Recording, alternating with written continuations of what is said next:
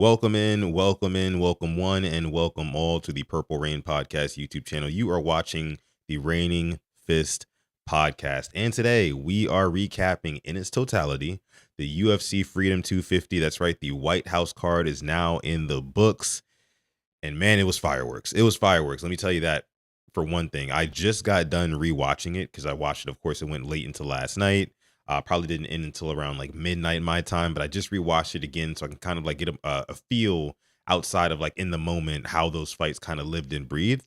And we're going to go through all of those fights, each and every fight on this card. So before we do that, make sure you leave a like on this video. If you are new here, please consider subscribing as well. And if you're part of the replay gang, which means you're not watching the live stream right now and you're part of the replay, make sure you go ahead and leave a hype on this video as well. So like and hype helps us out a ton here with the algorithm. You guys know how the good old algorithm works. If you can help us out, want to support the channel, that is a great way to do it. Of course, we also have our super chat donations. Any super chat donations that come up on screen, we will discuss live here on the show. We appreciate each and every one of you guys for coming through again. Spicy Rice is in the live chat. What's up? What's going on? Shelly Shell's in the live chat. Says, hey, Sutton, what's going on, Shelly Shell? Appreciate y'all for coming through. We also, of course, have our Purple Rain Podcast main pod today. Business as usual. Me and Alex will be live at about 6:30. Yep, 6:30 p.m. It's 5:30 my time, but 6:30 p.m. Eastern time. We will be live talking about our Baltimore Ravens and the latest and greatest. And we got some things to talk about, too. We got some things to talk about. So make sure you guys tune in for that later as well. But yeah, so this White House card happened last night. It is in the books. And what I really want to say is like, number one, I think that was probably the best card that I've ever seen. For context, for those of you guys who don't know me, I have been watching MMA since I'd say probably about like 2012, 2013. So it's been well over a decade I've been watching the sport and paying very close attention. I've seen dozens, hundreds, literally hundreds of cards, and nothing that I've ever seen stacks up to what I saw last night. Like nothing. I mean, you had a card that was outside of it being on the White House lawn, of course. I mean, the politics and everything that go behind that aside, because like I try to compartmentalize and separate the two. Like I'm not a Trump guy or anything like that. And I know that that's what they're leaning heavily into. And that's why they were on the White House to begin with. But just kind of setting that aside and taking in the gravity of like and the magnitude of what was happening, you've got literally street fights going on, MMA fights going on the White House lawn. Like the visuals were crazy. But that aside, again, the fights were just 7 fights, 7 finishes. It does not get any more exciting than it did last night. If you were a new fight fan, right? If you don't really watch MMA and you watched what went down last night, you had to have been impressed because there was not a dull moment. There was never a dull moment. It was crazy to watch. All finishes. Good afternoon, Kenny. I see you in the chat. Shelly Shell, you're right. I did forget to make you a mod. I remember that on Saturday, but I didn't get, I wasn't around my computer, but I got you right after this stream. I promise you. I do. Crazy card yesterday. Is Poatan done at heavyweight, says Spicy Rice. I actually don't think so. I think that Poatan is going to continue his heavyweight campaign. I think that he's already done everything that he wants to do at light heavyweight. He's already, defended that belt a couple of times. He beat Yuri Prochazka twice. I know that belt has changed hands since, but the current champion for light heavyweight, he's going to be out for at least a year towards ACL in his last fight, Carlos Ulberg, that is. So I don't see Alex Pereira going back down to light heavyweight. I think that at heavyweight, there are some fights that he could potentially go after, like Josh Hokit, the guy who won last night. We'll get into all those fights. But yeah, let me see. Dylan says, that was my first time watching the UFC. Is 3 knockouts common? So it depends. So normally, like last night's card, if you have never really watched UFC, last night's card was really a one-off. There's never only 7 fights on a fight card, right? There's normally somewhere between like, I say like 12 to 16 because they do prelim fights. But last night there were no prelims. It was just all straight, just bangers, just curated bangers, So 3 knockouts in a main card, which consists of normally about like 5-6 fights. That's not uncommon, no. But this one was 7 knockouts, 7 fights, 7 knockouts. A lot of them coming in the first 2 rounds of each fight. It was crazy. It was crazy. Stretch, what's going on? Appreciate you for coming through. Darlene, what up? What up? What up? Happy Monday, y'all. Happy Monday, y'all. Welcome in. Be sure to like the video, subscribe as well. I don't think so. I hope so. He's not done at heavyweight. Yeah, he's not done at heavyweight. He'll come back. He will come back.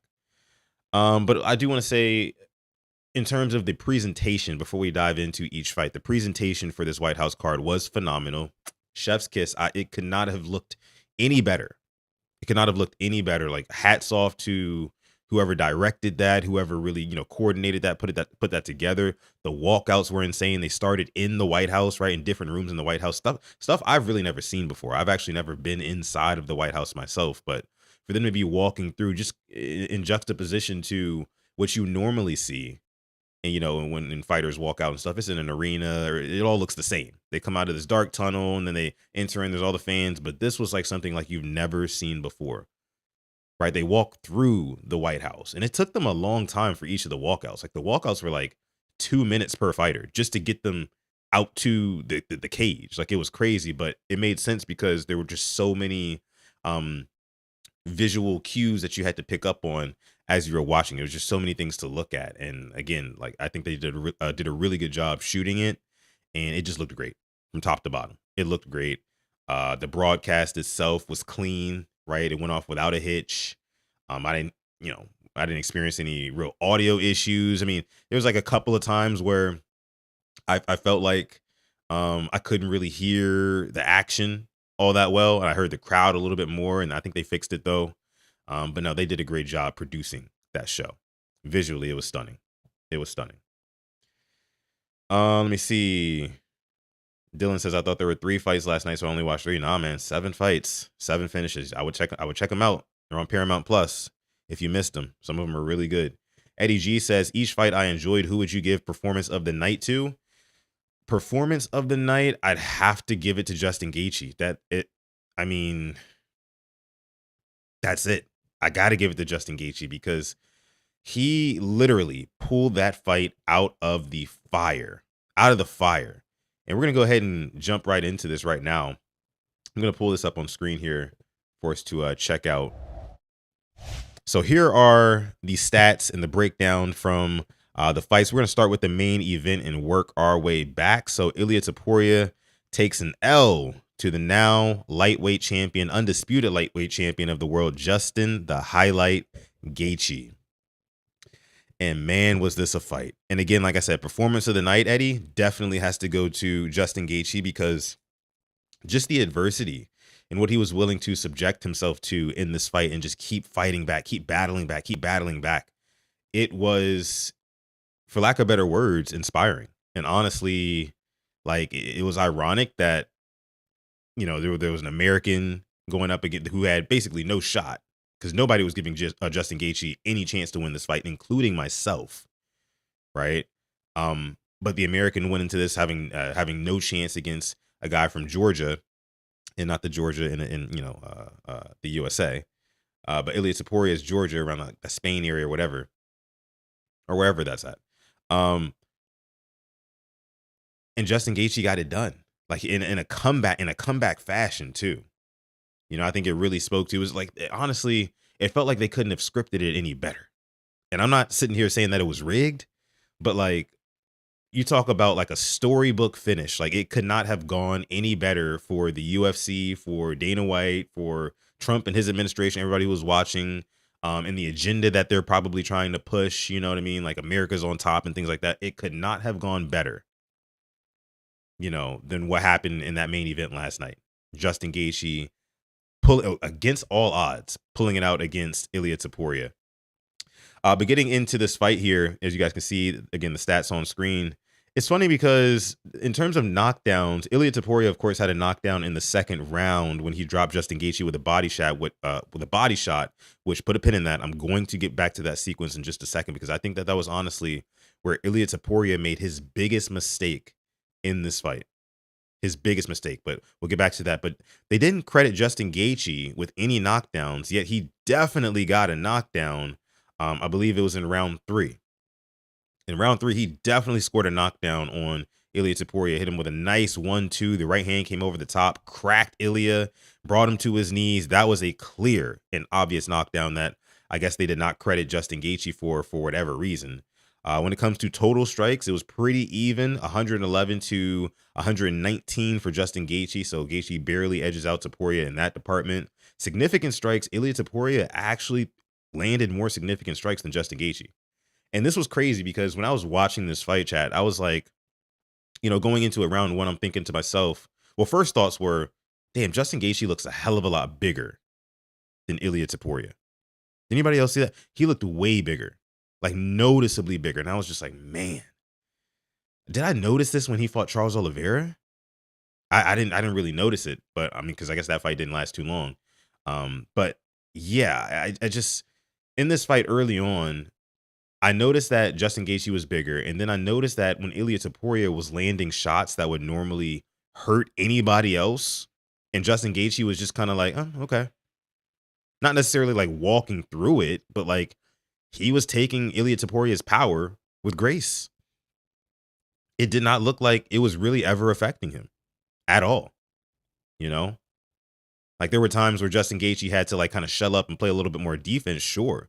But never did I see Justin Gaethje like rocked or like, really, really wilting under Ilia Topuria's power outside of that second round when he was going to the body, which, like I said, we'll get to. But that was when I started to like really question. I was like, And this is in round one. Cause I'm like, this is concerning because Ilia Topuria is he's walking through Justin Gaethje's shots. Illia was early. And Ilia Topuria was throwing and landing big punches on Justin Gaethje. And Gaethje was just fine. He was fine with it. He obliged. And Illia, I guess, like, for him, that had to have been like an oh shit moment. Like a wake-up call. Like, oh, wait a minute. I can't get this guy out of here with ease with just like one punch like I've been able to do with everyone else. And that's the thing. When you think about Justin Gaethje, he has never been the guy who gets flatlined early in fights. Think about it. Like when you think back on Justin Gaethje's career, for my fight fans out there who are familiar with his career, Justin Gaethje, whenever he does get finished, it's normally like down the stretch of a fight where it's been like a war, like a 4-round war, 5-round war, or even a 3-round war. The ones against like Eddie Alvarez come to mind. The ones against Max Holloway come to mind. Dustin Poirier, like a lot of those fights come to mind for me. And, because it's just hard to get Justin Gaethje out of there early. He's just a tough SOB. He just is. And I think Ilia Topuria coming up from a smaller weight class and just naturally being a smaller man, like he was putting hands on Justin Gaethje, and Gaethje was just kind of like, all right, I can eat this. I can eat these. And that's why you see Ilia Topuria landed 97 significant strikes to Gaethje's 91. Yet look at their faces, both of their faces after the fight. Justin Gaethje was clean as a whistle, and Ilia Topuria literally, it looked like he was mauled by a bear. So, man, what a fight. What's going on, Mike? 205 Young Savage, what up? Make sure y'all like the video, sub to the channel. Lil said it says he was cracking Illia in his shit. He definitely was, bro.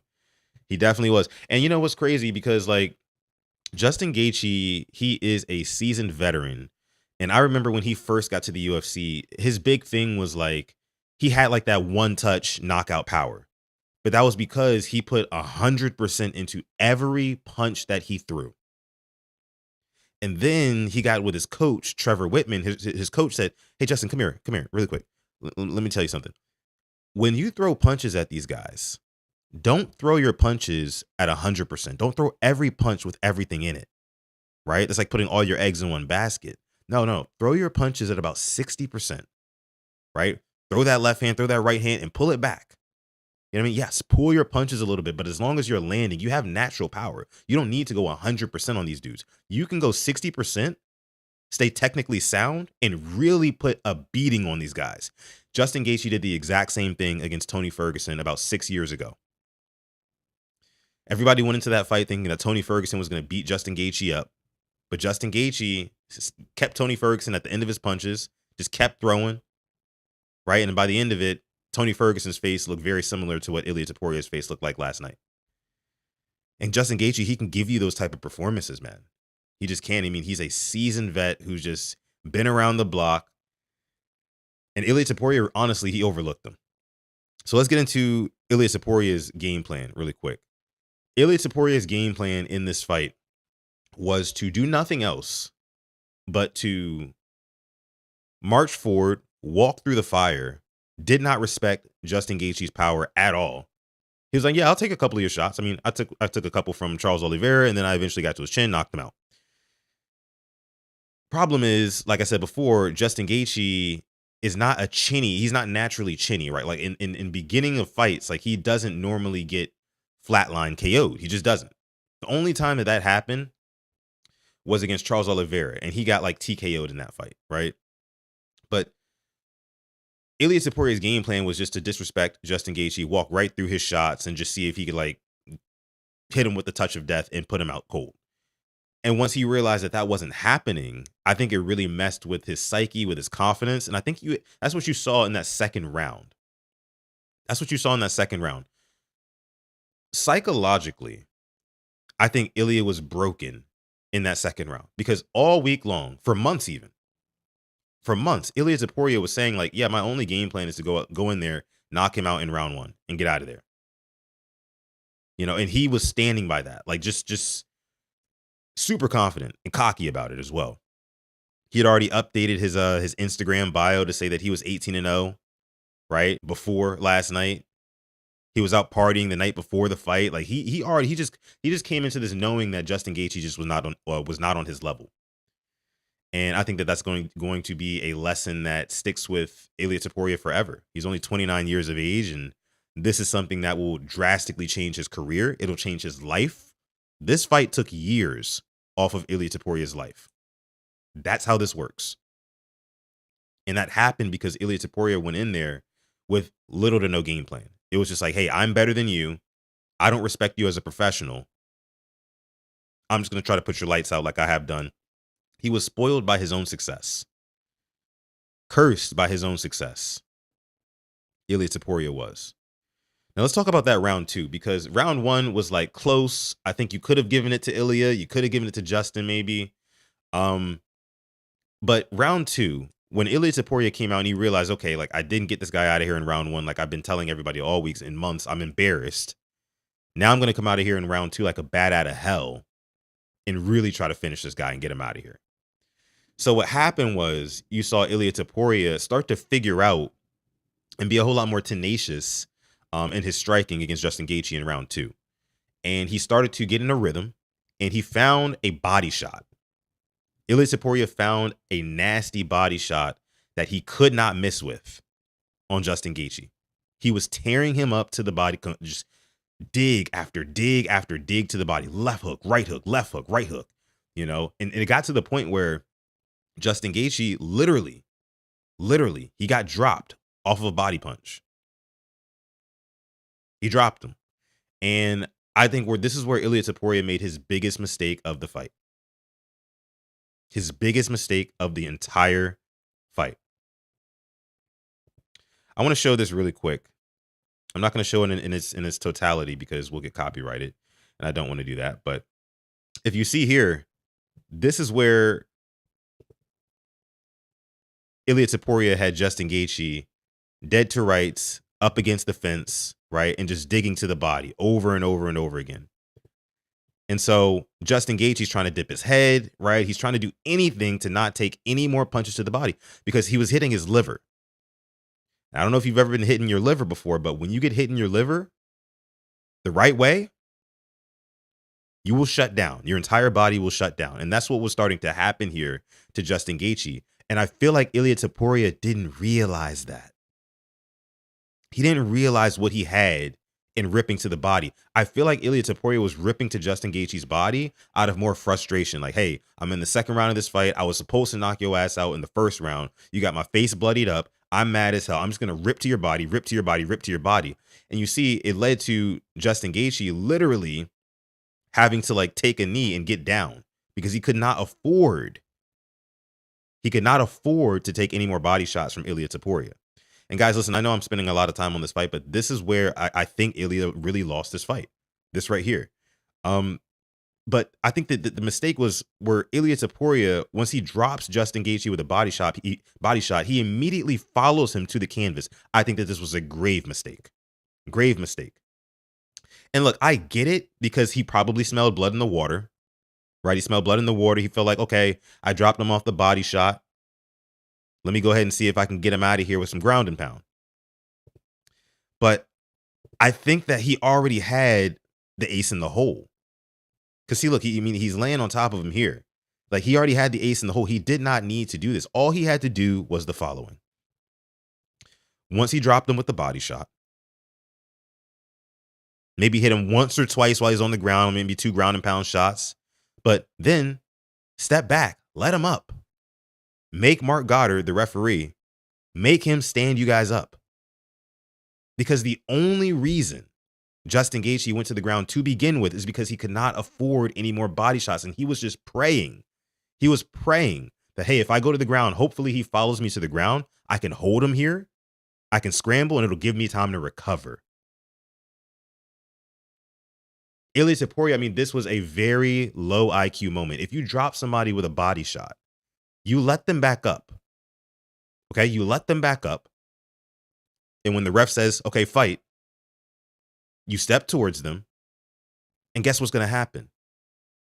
Since they cannot afford to take any more body shots, like it's literally physically impossible, else they're going to shut down. Their body's going to shut down. Their hands are going to be low. Their defenses are going to be super low. And what does that leave open? He could have got a clean shot at Justin Gaethje's chin, a couple of them. Could have kept ripping to the body until he literally could not take any more. Ilia Topuria had that fight won. He had that fight won. But he let his emotions, and I think his immaturity and his curse of success give it away in that moment. It's crazy. It was crazy. Spicy Rice says, I guess Illia jumped the gun here. He definitely jumped the gun. Definitely jumped the gun. Mitchell says, you cover MMA? Bet. Yes, sir. Yes, sir. Appreciate you for coming through. But yeah, he definitely jumped the gun here. This is where Ilia Topuria lost his fight, in the second round. He came out. He was emotional because he couldn't get it done in the first. Right? He started ripping to the body mercilessly, as he should. But I think it was more so out of emotion than really like game plan. You know, he hurt Justin Gaethje to the body, made him take a knee, and then all he did was like lay on top of him and try to armbar him to no avail, when all he had to do was just let him back up and keep going to the body until Justin Gaethje could no longer continue. He was this close. And I think there were 2 minutes left in the round. It's not even like the round was almost over. If the round was like, if there was like maybe 4 or 5 seconds left in the round, I get it. Okay. Go to the ground, try to finish it off with some ground and pound before the bell rings. But there's 2 minutes left in the round, brother. Let that man back up and keep going to his body. Right? He had it won. But again, this is why I say you gotta tip your cap to Justin Gaethje, right? Because getting hit in the liver like that many times, and then continuing to fight for 2 more rounds, basically 12 more minutes after that, it doesn't get any more tough than that. It does not get any more. That is toughness personified right there. I don't know what else to tell you. I don't know what else to tell you, man. I don't know how Justin Gaethje survived this. No clue. No clue. I do want to bring this up before we move on to the next fight. You had Terrence Crawford tweeting, is this the guy that said he would knock me out and whoop me and Shakur at the same time? And Conor McGregor responds and he says, what the F are you saying? You can wrestle yet? You are afraid of an MMA fight? That to me is pitiful. The kid was beaten in an MMA fight of which you don't have the courage for. What the F with all these little boxers at the show yet no MMA fighters? Hashtag these boys ain't man enough. And to which Terrence Crawford responds, shut your drunk ass up. He got his ass whooped like you did. That's the joy of boxing. Y'all come to us. We don't have to come to y'all. And see, and this is why, I hate the whole back and forth between boxers and MMA fighters, because we all know what it is. Like, if a boxer goes over to MMA, he's going to get his ass whooped. But that's the thing. The beauty of it, boxers don't have to go over to MMA because they get paid more than enough in boxing. Right. So, like, why would I go over there fight MMA, something that is your field, and I'm going to get paid less? It just doesn't make sense. Never makes sense. So I don't like the jawing back and forth. Another thing before we leave this fight, another thing, there was like so the fight ended in the fourth round. After the fourth round. Yeah, after the fourth round. Because Ilia Topuria's eyes were both swelling up. They were both swelling up. And after the third round, he actually sat on his stool and said, "I can't see out of my right eye." Which, for those of you guys who don't know, when a fighter admits that they can't see, or that they're physically impaired in some way, when they admit that in the fight, that means that they're on their way out, or they're done. And it was crazy because the doctor comes in and the doctor takes a look at Ilia Topuria's eye, and the doctor says, "No, we got to stop this fight."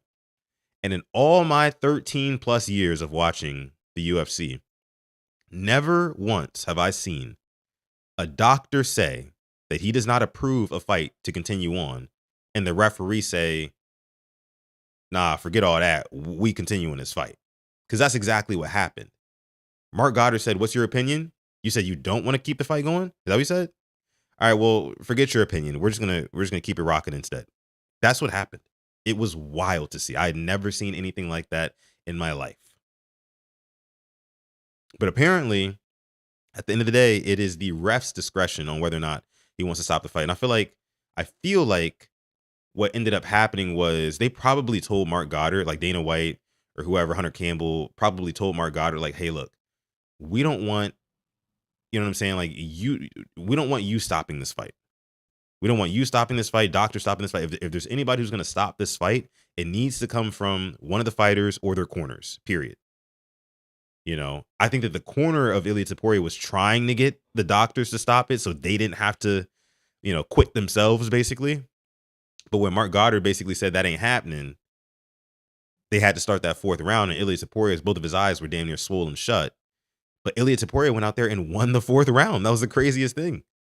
That's a part of what made this fight so great. I mean, he won that fourth round until he wasn't. So, like, the very end of that fourth round, he lost control, and Justin Gaethje lands a huge, devastating knee to the body that probably might have cracked his ribs. I'm not sure, but it was a devastating knee to the body as Ilia Topuria was on the ground too. So after that, Illia, he went back to the stool and he looked done. He looked done. Like, there was just, he had nothing left to give. His face was completely battered. He had just taken a brutal knee to the body, and he looked finished, cooked. And it just almost immediately, his corner, and apparently that was his brother who was in his corner coaching him up. He said, "Hey, Illia, we're not fighting anymore." And that was all she wrote. And Justin Gaethje, he got up on the octagon and did a backflip off of it as he normally would. And it was honestly, that part of it all was incredible, because I never would have seen that coming. And what I will say is this, just right before we move on here, I promise we're gonna move on to the next fight. I think that this kind of puts a damper on the lightweight division. The fact that you basically lost another star last night. The UFC has been losing a lot of stars last night. They lost Ilia Topuria. You can say that they lost Alex Pereira, but he's still like a fan, like a cult fan favorite. And last month they lost Hamzat Chimaev. So there were a couple of guys in the UFC who kind of had this like mystique and this allure about them.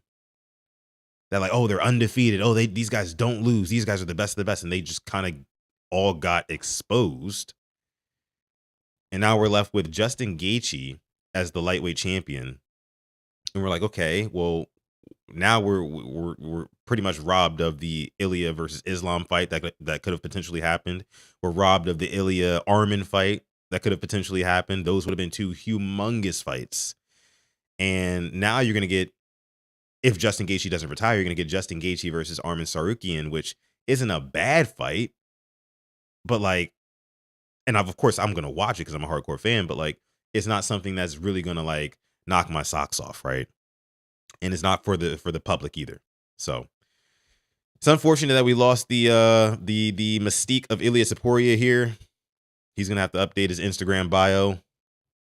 I know he's in a hospital bed right now, probably like really, really feeling the effects of what happened last night. But shout out to Justin Gaethje, man. He is a guy who has had ups and downs in his career and finally was able to reach the top of the mountain. So you got to be happy for him. He did great last night. Moving on. So the co-main event, you had Alex Pereira falling victim to Ciryl Gane. Ciryl Gane gets the win, and he is now the heavyweight champion of the world. He knocks him out with in the minute and 27-second mark in round number 2. I just got done rewatching this fight here. It really just felt like exactly what I thought it was going to be going into this fight. I just thought that Ciryl Gane is a natural heavyweight, so he has no problem carrying that weight. He's used to carrying that weight into the octagon, as Alex Pereira was not. I feel like that factored into Alex Pereira never really getting comfortable in the octagon. I mean, you had Alex Pereira, well, not Alex, but Ciryl Gane was able to just kind of dance around Alex, dance around him, you know, land some leg kicks here. He was mixing up his strikes really well. Leg kick, kick to the body, jabs over the top, you know, like he was doing a really, really good job at mixing things up and not sitting right in front of Alex Pereira. And then that's exactly what I thought he would do. He was going to utilize his movement and basically give Alex Pereira a lot to think about, because he was also threatening a takedown. He did it about 3 times where he engaged in a clinch, and it was almost as if he was doing it not even to like try to finish a takedown, but just to give Alex something to think about, just to give him something like a little bit of extra information to download during the fight. On top of like Alex Pereira being in there at a whole new weight, right, heaviest he's ever been in the octagon. Now he's got this guy who's just as big as him, actually bigger, and he's dancing around, he's floating around. I can't do any of this right. Like Alex kind of felt stuck in the mud a little bit. He kind of felt stuck in the mud to me.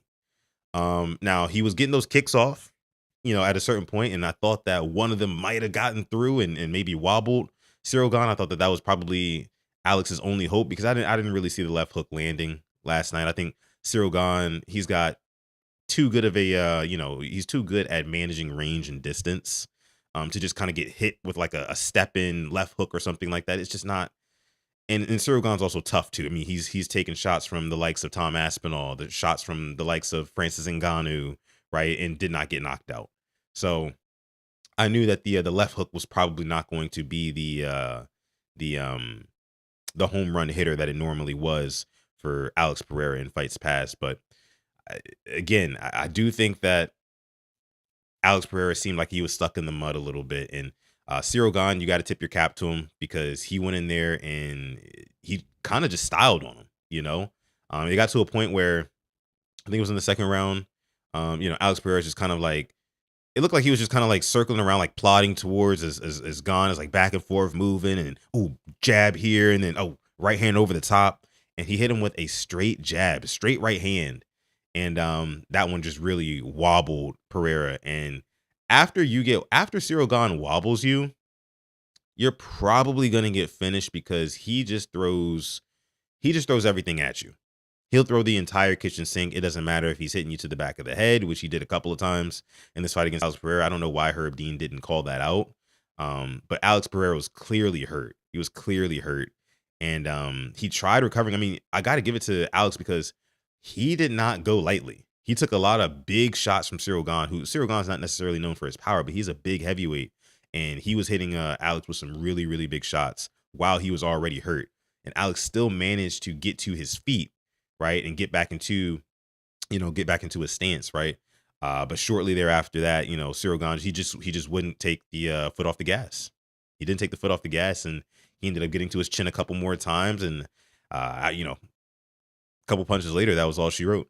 He just couldn't come back from that. And somebody asked earlier in the chat, like, do you think that he'll ever come back to heavyweight? I don't think so. I mean, no, I do think so. I'm sorry. I do think he will. There's some other fun fights for him at heavyweight. Let me see. Dylan says, would you fight Prime John Jones if it meant the Ravens were guaranteed to win the Super Bowl this season? Would I fight Prime John Jones? No. That's a no. That's a no. Only because I think we can win the Super Bowl without me having to fight John Jones. Now, if we were like Browns fans or something like that, then maybe, right? Maybe, Dylan. But no, not for our Ravens, man. We too good for all that. We too good for all that. Let me see.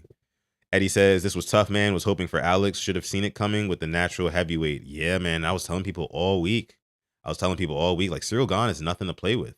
I mean, people like to crap on Ciryl Gane because he lost to John Jones, but like, it's John Jones. You know what I mean? Like, John Jones beats anybody. So, and then he also lost to Francis Ngannou, but, you know, it's not like he got knocked out or finished in that. Even he lost by decision. Ciryl Gane is actually a damn good heavyweight. He's really, really good. And he reestablished himself as that last night. So moving forward for Ciryl Gane, I do want to see him fight Tom Aspinall, you know, in a rematch. And hopefully there's no eye pokes this time, because that's what happened last time.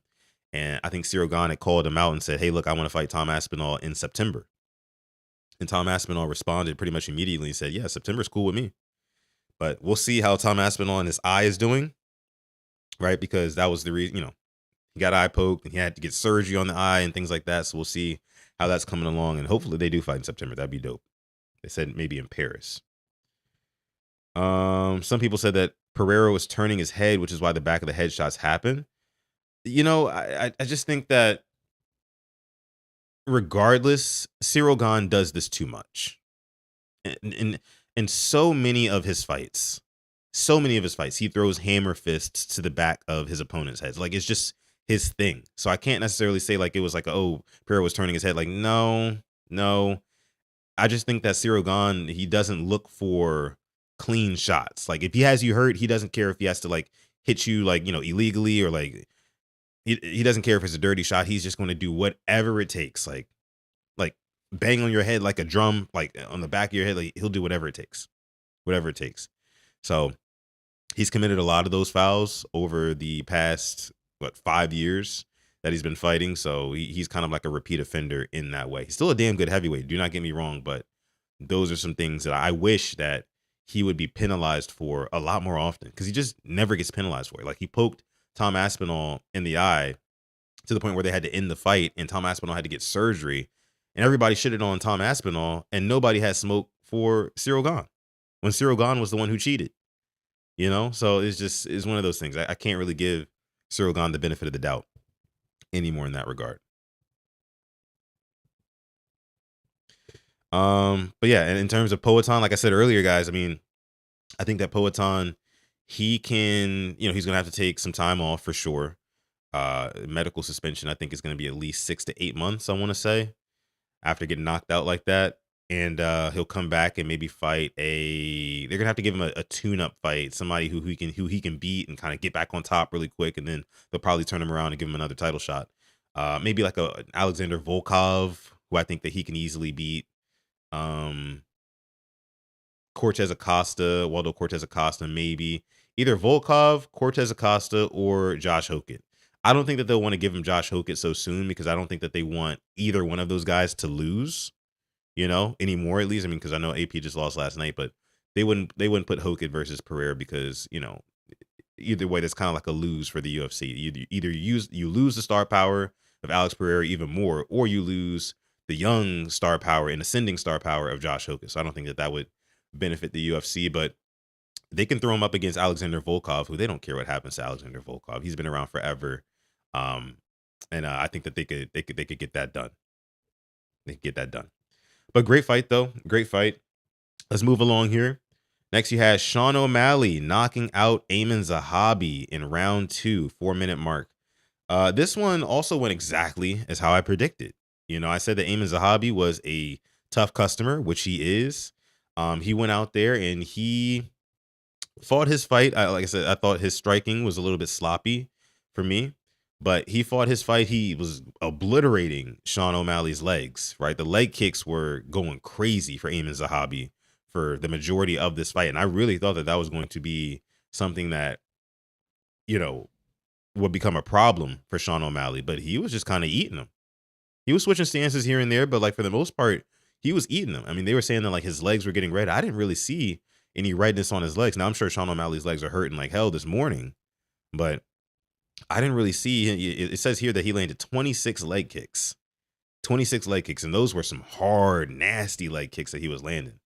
But O'Malley was just walking through him, walking through him, walking through him, and then eventually he did exactly what I thought he would do. He pulled out a sniper rifle, right? Hit him from long range, hurt him really bad. Then he stepped in, hit him with a 1-2 to finish him off. He sniped him. He literally sniped him. It just didn't feel like Aiemann Zahabi had much of, not much else to offer other than the leg kicks. I think that his whole game plan was just, okay, I'm just going to continue to kick the leg, and until I can see that it's really affecting him, then I'll start to mix it up and do some other things, right? I'll start to go upstairs and really hunt him down. But credit to Sean O'Malley, man. He was durable. He was like, yeah, you can land these leg kicks, and they're landing clean. Like, O'Malley was not checking a lot of those leg kicks. In fact, most of them he was not checking. He was just taking them on the calf. Or on the inside, it was bad. On the shins, it was bad, right? But he eventually just found his shot, hurt him, and the thing that was crazy to me was like he hit him with that right hand, the one that well, not the one that hurt him, because he hurt him with the left, I believe. I can't remember. He hit him with one punch, he hurt him, and then he hit him with another right hand that like really floored him. And before Zahabi even hit the ground, Sean O'Malley was celebrating, bro. He was emoting, doing the, the salute. It was crazy, crazy disrespectful. Before he even hit the ground, Sean O'Malley was emoting on him, hitting the celly. It was wild. It was wild. But shout out to Sean O'Malley, man. He got back on top, man. Now he's in an advantageous position in that division, 135 bantamweight, where he's going to wait and see who wins the next fight, I think, between Petr Yan and Merab Dvalishvili. That should be interesting. That should be very interesting. But Aiemann Zahabi, he came in this card, like, he kind of felt like a little bit of a sacrificial lamb, somebody who you knew wasn't going to beat the American, but that was kind of the whole point here. They wanted to see the Americans win, right? So I think that they gave some of the Americans favorable matchups. Not all of them, but this was definitely one of them here. So shout out to Sean O'Malley. Good to see him finally get a nice KO, just like a couple years ago when he was on top. Moving on here. So you had Josh Hokit defeating Derrick Lewis in round 2, the 4-minute and 9-second mark. This one also went exactly as planned.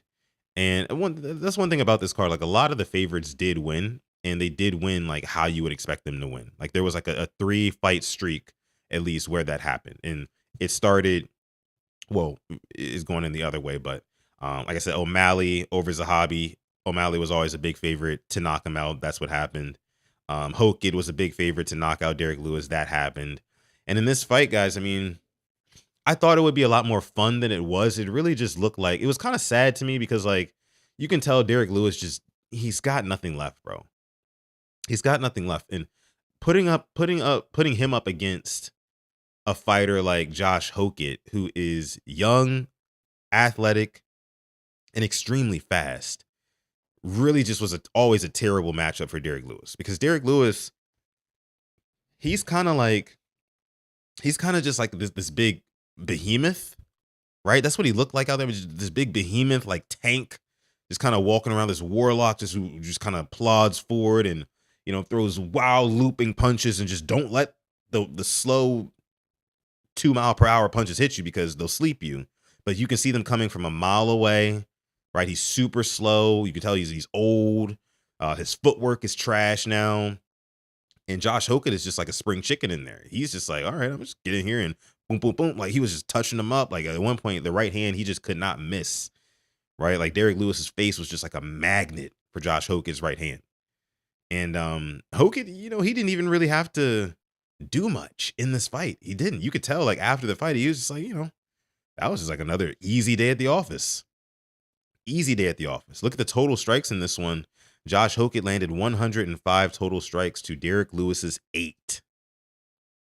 Derrick Lewis landed 8 total strikes in this fight to Josh Hokit's 105. I mean, he was just piecing him up out there. He was too fast. And that's the thing. Josh Hokit will continue to do this to a lot of these heavyweights, because he doesn't have the most power.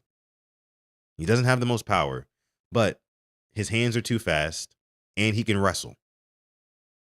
That's a dangerous combination right there. It's a dangerous combination. He was taking Derrick Lewis down at will, holding him down at will, right? Only thing I'll say about this Josh Hokit performance was that armbar that he tried to put Derrick Lewis in. I was like, bro, did nobody teach you how to complete an armbar? Like, how about we get his thumbs up and we pop our hips up, right? So we create tension on the joints and really get Derrick Lewis in some pain here. But instead, he was just like holding it there. Like, he was just holding it there. Not lifting the hips, nothing. And I'm just like, bro, you could have been finished this fight, but neither here nor there. That ended the round, the first round, right? And then Derrick Lewis just came out there and just was like, again, he just looked like just a warlock out there who literally is just a meathead. All he can do is just slow winging punches, and you can literally like see him. You can telegraph him from a mile away, right? It was bad. It was bad. You can tell Derrick Lewis it's time for him to retire. It's time. Josh Hokit, who I would want to see him fight next. I mean, I think Hokit versus, because I mean, Hokit beat Curtis Blades and he beat Derrick Lewis. Those are two, kind of OG names in the heavyweight division at this point, but he hasn't really beaten any of the top tier guys of today. Curtis Blades is kind of right outside of that. I think he would have to beat like a Waldo Cortez Acosta. I would love to see Hokit versus Cortez Acosta. That'd be a good matchup for me, because Cortez Acosta he is a little bit younger and he's got some really good power in his hands too. So I think Hokit and him would be a great fight. That'd be a great fight. All right, moving right along here. Let me see. Lewis just gave up. Yeah, he kind of did though. I mean, he just didn't have any. He doesn't have the tools in the toolbox, guys. That's the thing. Like Derrick Lewis, he just doesn't have, he doesn't have jiu-jitsu. Yeah, when he's on the ground, is literally, if he can't just bench press you and stand up, then he's just gonna accept ground position until the round's over. Like, he has nothing. And then on the feet now, I mean, which was his only claim to fame, he has the most knockouts in UFC history with 16 of them.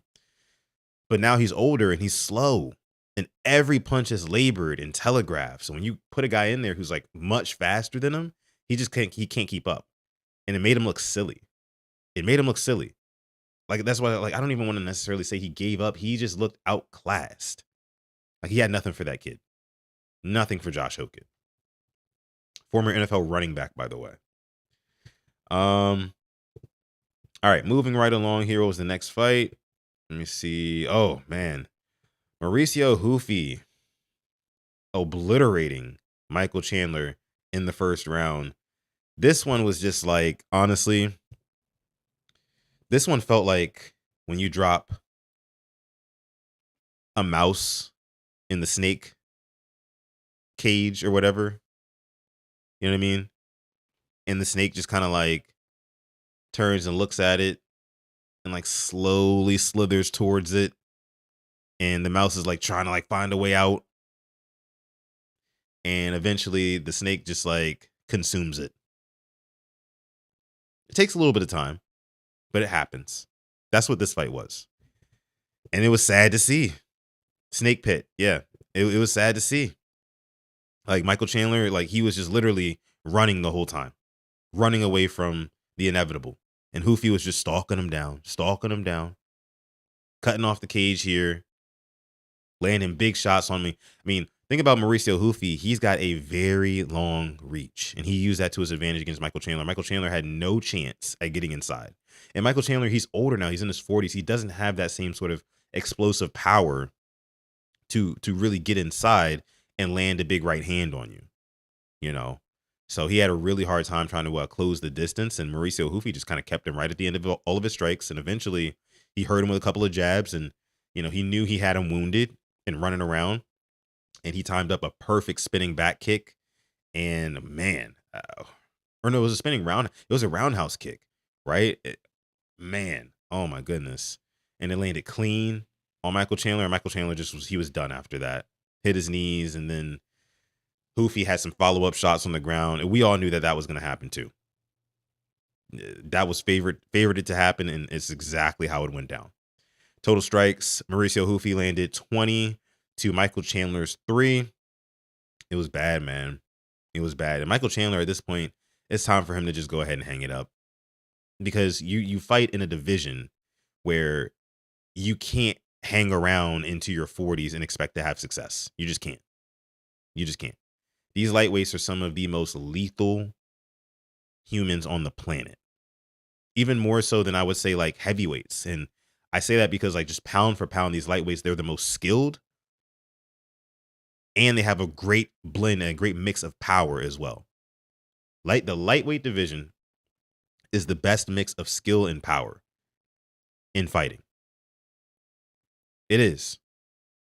So Michael Chandler, when you're in your 40s, it's not going to fly against, these 20 somethings and early 30 something year old dudes. You're just not going to be able to keep up with them. You just can't. Father Time is undefeated. It's undefeated. Again, make sure you guys like this video, subscribe to the channel if you are new. This is the Purple Rain podcast, and this is the Reigning Fist podcast. I appreciate you guys for coming through. Again, sub if you are new. Yes, we do cover MMA here on this channel. Next fight, Bo Nickal knocking out Kyle Daukus. Now this one for me, this is one I also knew would go this way. Kyle Daukus, man, just another sacrificial lamb. You want to see Bo Nickal, who they've been trying to kind of like slow walk the dog with Bo Nickal. They want him to be a big American star, like the next American star. And they've been kind of giving him, they've been spoon feeding him, basically. And that's what this is here. Kyle Daukus. Now, Kyle Daukus was on like a 6-fight win streak or something like that. But so was Aiemann Zahabi. They kind of cherry picked some of these guys and built them up, I think, specifically for this White House card, if I'm being honest with you. And that's what they did with Kyle Daukus and Aiemann Zahabi. But Bo Nickal came in there and he just put on a masterclass, man. Wrestling, Kyle Daukus had nothing for him. On the feet, Kyle Daukus had nothing for him at all. And the only criticism I'd levy against Bo Nickal in this fight is that, because it was a pretty clean victory, but the only criticism I'd give him is, he's got to show me some more finishing ability on the ground. There was a moment in this fight where the fight got stood up because he was just kind of inactive on the ground. I mean, he was sitting in Kyle Daukus's guard, in his full guard, and not really able to posture up and land too many strikes. He did land a couple of good elbows, but I felt like he could have found a finish from that position, but instead he kind of just waited and he ended up getting stood up, and he ended up knocking him out afterwards. But this is something that might concern me as he moves up the ranks a little bit more, because this is middleweight. Middleweight, there's some tough challenges ahead at middleweight. I mean, you've got the likes of Dricus du Plessis, Hamzat Chimaev, Nasruddin Imavov, of course, the champion Sean Strickland. All those guys, I think, would beat Bo Nickal and beat him pretty soundly right now. But I think that Bo Nickal, maybe his next test should be like a maybe you give him a Fluffy Hernandez. That would be a pretty cool fight, in my opinion. But we'll have to see. I think that they'll keep slow walking him. I heard somebody say maybe give him Israel Adesanya next. I don't like that for Israel Adesanya, to be honest with you. I don't like Izzy fighting at all anymore. I think that he should just retire too. But no, maybe Bo Nickal versus Fluffy Hernandez at middleweight. We'll see. But good win for Bo Nickal. Definitely want to see him continue to develop, because and I'll say this, another thing. It feels like the UFC, they are kind of moving back to having these American stars and champions, because you just had Justin Gaethje, American, get the lightweight strap, and then you had Sean Strickland, another American, get the middleweight strap just last month. So lots of Americans coming up in the world nowadays in the UFC. Let me see. So the first fight and the last one we'll talk about here was the Diego Lopes versus Steve Garcia fight. And Diego Lopes wins this fight in round 2 by knockout. And in this one, I actually bet on Steve Garcia to win, because I just felt like Steve Garcia was in a position at a point in his career, where he was actually just kind of like hungrier. I felt like he wanted it more, and like he's like the more pressure fighter, like he's gonna be in your face and things like that. And I felt like Diego Lopes, like, he's kind of been around the block a little bit. he's been around the block a bit. He's already fought for the title a couple of times and failed, right? Getting beat by Alexander Volkanovski a few times. And I just felt like it was another guy's turn to kind of step up and be that number one contender in this featherweight division at 145. But yeah, it just didn't work out that way. Just didn't work out. And Steve Garcia, he was winning the fight in the first round. Like, he was in Diego Lopez's face. He was landing some good shots, really being aggressive, cutting the cage off, things like that. And Diego Lopez was kind of just like, kind of waiting back a little bit, like not really charging forward and getting into a firefight like we've seen him do before. And in the second round, Diego Lopez comes out and he basically obliges a firefight. He's like, oh, you want to pressure me? Cool. Let's throw, let's trade, you know? And I think that that's kind of like, it speaks to Diego Lopez's kind of like superpower, really, his X factor. Like, when he gets into a dirty fight, like when it's like street fight, where it's just like punch after punch after punch, and like, I'm going at you, you're going at me, and let's just see who falls first. He tends to do good in those type of situations. He does. So I think he learned something last night. Like, hey, I just got to be me out there. I just got to go out there and just like get into a fight, like get in a fight, like game plan aside. You know what I mean? Like, he fights the best when he throws shit at the wall, and he fights the best when he's in a fight, when he wants to be in a fight. Or maybe I should just say he fights the best in a phone booth. You guys get what I'm trying to say. But Steve Garcia, this was probably a devastating loss for him, because I'm sure he felt like he was winning it to that point. I mean, you just look at the total strikes here. I mean, Diego Lopez landed 24 total strikes. Steve Garcia landed 47. And in significant strikes, it was 24-47. So it's just, man, one of those where if Steve Garcia, or I'll say this, if Diego Lopez didn't like flip that switch and start really getting in Steve Garcia's face and just kind of trading with him, I think Garcia could have coasted easily to a 3-round decision. I do believe that. But you got to give credit to Diego Lopez. He understood the moment. He had a sense of urgency coming out into that second round, and he ended up getting the job done. He knocked him out.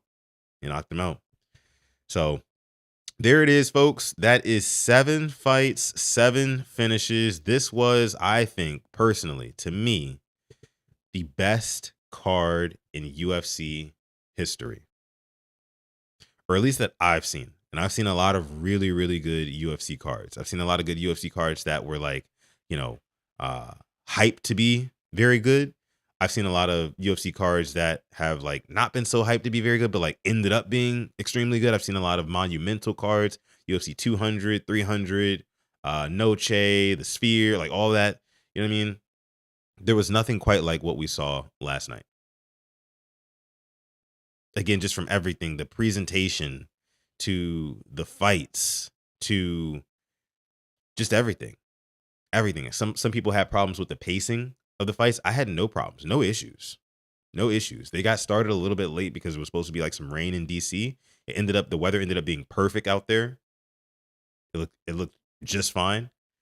But yeah, it just from top to bottom, there's nothing like it. And I'll say this, because I was a big proponent of the Netflix MMA card, the one that went down last month with Ronda Rousey.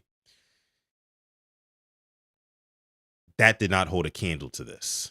And I don't know what the viewership was like from Paramount. Maybe they'll put those numbers out. Maybe they won't. Who knows? We'll see. But I had a much better time. It was a much better viewing experience. And not even just because of the fact that they were at the White House, but it was a much better viewing experience from just like the fights than the Netflix one. And I expected that, right? Because I mean, UFC, they've got all the best fighters in the world currently, or at least most of them. Netflix, they were just kind of like trying to take these big names of yesteryear and put them together, and it was still a lot of fun. Don't get me wrong. Well, it was a good bit of fun. I can't say a lot of fun, but it was a good bit of fun. But this White House card definitely delivered 100%, 100%. Do I still wish that they would have gotten like a Conor McGregor or a John Jones to fight on this card? Yes. But with what they had, with all those finishes, even though it was a lot of favorites winning, like how we expected it, I don't think you could have drew it up any better. You could not have scripted it, should I say, any better than how they scripted it. So great night of fights. And next month, you get International Fight Week with Conor McGregor. Conor McGregor versus Max Holloway. It was funny because during the broadcast of the UFC White House, they had Conor McGregor. They showed it was like a little interview between him and Max Holloway, and Joe Rogan was in the middle of it, like virtual. And, you know, Conor McGregor, he's fully back into his shtick now. You know, he's fully leaning into the, you know, F you, you're a nobody, I'm gonna knock you out, and you know, all that stuff. You know, it's fun. Conor is back. The Mac is back. Mac versus Max. It's gonna be next week in July, I believe, like July 11th or something like that. Don't quote me on that. But that should be a fun one. I can't wait for it. I cannot wait for it. But listen, guys, that is all I have here for you today. I just wanted to recap the UFC Freedom 250 White House card. If I had to rate it out of 10, I'd give it a solid 9.5 out of 10. And the only reason I don't give it a full 10 is because I feel like I didn't get as many surprises as I might have liked. Like, let's say, like, if either Alex or Illia would have won last night, then it would have been a 10. It would have been a full 10. Because if Alex won, you would have seen triple champ. That'd have been history at the White House. That'd have been super cool to see. Everything else again went exactly how it was planned. Maybe if Hokit and Derrick Lewis was a little bit more competitive, you know, I'd say like those two things right there. If Hokit and Lewis was a little bit more competitive, and if Alex Pereira would have got it done and made history, I would have given it an even 10. Outside of that, everything else is just perfect. You know, can't complain at all about it. But I will leave it there. Again, guys, this has been the Reigning Fist podcast here on PRP. We appreciate all of you guys for tuning into this video. If you're still watching, you're part of the replay gang, please be sure to like and hype this video. Thank y'all so much. If you are new, please subscribe as well. Again, like I mentioned at the top of the show, guys, we will be live later today for the regular PRP main pod, Alex and myself, discussing these Ravens. We got a couple of things to get into, a couple of juicy topics to get into surrounding these Ravens. So make sure you tune in for that. Turn on your notifications so you're always notified when we go live here at PRP. But until next time, test negative. Test negative, yeah. Stay positive, test negative. Never, ever forget to call God. And may purple rain. I'll catch you guys later.